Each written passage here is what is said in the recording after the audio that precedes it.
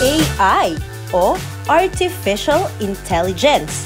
Para saan nga ba ito? Yung AI, pag sinabi mong AI, isa tong branch ng computer science kung saan yung computer o yung makina tinuturuan para mag-reason out, para sumagot, at para magdesisyon na parang tao. Ang AI meron dalawang components. Ang una, ito yung algorithm. So kung nagbe-bake ka ng cake, ito yung mga gagawin mong sunod-sunod. So tawag doon algorithm.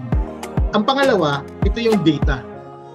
Ang data, ito yung fuel o panggatong para makapagluto ka ng cake. Mas marami kang data na binibigay o data set na binibigay sa AI mo, mas tama yung sagot niya.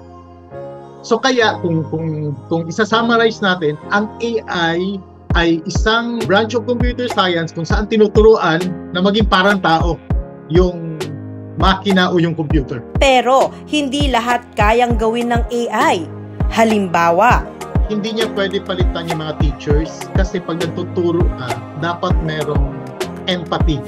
Yung sense of connection dun sa tinuturuan mo. Ang AI walang ganun.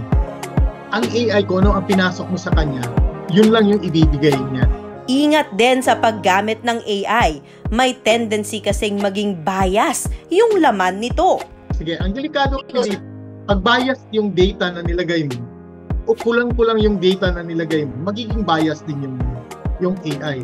Pag bias yung data mo, bias din yung ibibigay sa yung sagot ng AI.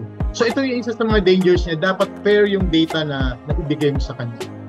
So isa pang danger ng AI ang yung medyo kinakatakutan ko yung hindi align yung values ng AI sa value ng tao. So for example, tanungin mo ang AI, how do you eradicate pollution?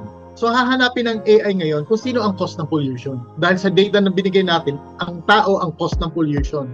At maaaring sagot niya, eradicate human to eradicate pollution. May nasubukan ka na bang AI app? Itong AI yearbook trend. Very very nostalgic kasi ang ginagawa ng mga tao, graduation photo ng 90s. So ang nire-require lang yun na mag-submit ka ng 8 to 10 pictures na mukha mo tapos i-generate niya using AI na para kang gumraduate o para kang nag-pictorial nung 90s. Ang naging problema ko sa app na to, nangongolekta siya ng information, nickname, profile image, user content, yung mga photo mo saka mga facial scan mo. Tapos mayroon siyang in-app purchases na nire-record niya. Pati yung behavioral aspect mo, nag-click ka ng link, meron kang pinuntahan, nire-record niya lahat to na gagamitin niya sa advertising. Kaya dapat binabasa ang user policy ng app bago gamitin. Binasa ko yung user policy nila. Meron siyang mga kinokolekta talaga ng mga data sa atin at nag-i-employ siya ng third-party service o provider para magamit niya yung ibang mga functionalities gaya ng ad, pati yung access, binibigay mo ng access ang Epic, yung gumawa nitong app na to, pati yung third-party providers niya. Binibigyan mo ng access doon sa mga data mo. Lagi ka ng targeted ng mga ads. Isa pang kinokolekta pala niya yung device information. Kinokolekta niya kung ano ang mga telepono na gamit mo, anong computer gamit mo para pasukin, para gamitin yung app. Halimbawa, nagsara siya o na-bankrupt siya, meron siyang provision doon sa policy nila na pwede nilang i-transfer yung data mo kung sino man ang bumili sa kanila. At eto pa, umamin ang Epic AI dun sa policy nila na nagbebenta sila ng mga information. Dapat ito pakialaman na to ng National Privacy Commission kasi ang dami niyang mga kinokolekta na mga data. Nadidetect niya ano yung mga site na pinupuntahan mo, ano yung mga kiniklik mo, kahit nasa background lang siya. So kaya dapat pag-isipan natin pag gumagamit tayo ng mga ganitong app, baka magamit yung mga data natin sa ibang paraan gaya ng advertising saka targeting. Pagdating sa paggamit ng app, magbasa ng privacy policy is a must. Pag user ka ng mga ganitong app, review mo yung privacy policy. Tapos gumawa ka ng decision, informed decision yun. Kung gagamitin mo ba talaga, kung okay ba yun, kung ang benefit ba niya mas mataas kaysa dun sa risk. Pero ako, I don't want to risk it.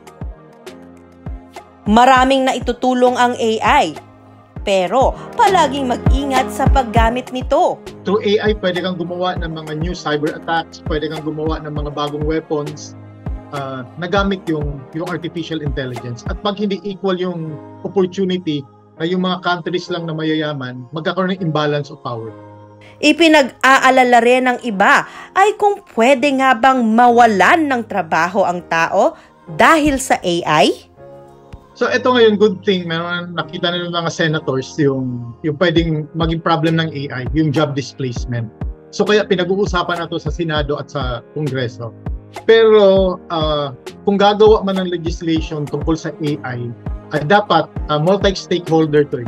Ang regulation kasi pag hindi naayos, pwede niyang pigilan ang advancement ng technology.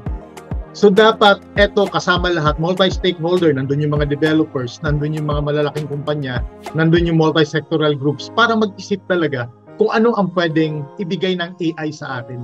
Kasi meron ng prediction ngayon ang mga government agencies, mayroon ng 14 million jobs ang mawawala. Ang mga tao dapat i-reskill and i-upskill. Pinalitan ka ng AI, dapat meron kang ibang department na paglilipatan. Halimbawa, meron ng mga kumpanyang gumagawa nito ngayon, ina-upskill nila yung mga tao nila. So from the manufacturing na taga-balot, nilipat sila sa logistics. Pag hindi natin ito nagawa, magkakaroon talaga tayo ng problema ng job displacement. Ang AI, hindi ka papalitan. Ang AI, ipapa-improve ka para gawin mo yung mga trabahong hindi nila kayang gawin. Nung in-introduce yung AI, natuwa kami. Hindi kami natakot na papalitan kami. Natuwa kami kasi mapapagaan yung trabaho natin. Huwag nating katakutan. Ang AI tools yan para mapadali yung trabaho natin. At huwag tayong matatakot sa AI.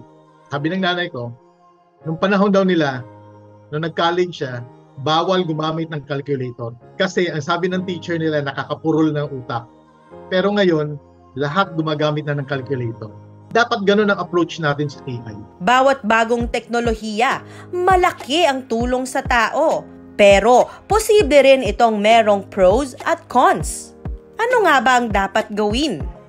Una, magduda.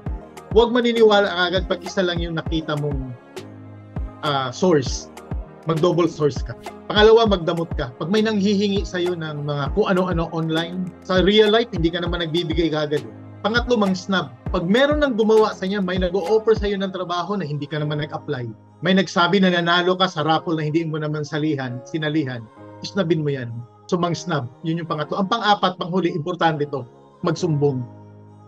Dapat magsumbong tayo pag naging biktima tayo o merong nag-attempt sa atin na lokohin tayo online. So, saan tayo magsusumbong? Maghanap ng mga taong kakilala. At kung na-scam kayo, tumawag sa 1326. Ito yung hotline ng government. May mga tao doon na sasagot.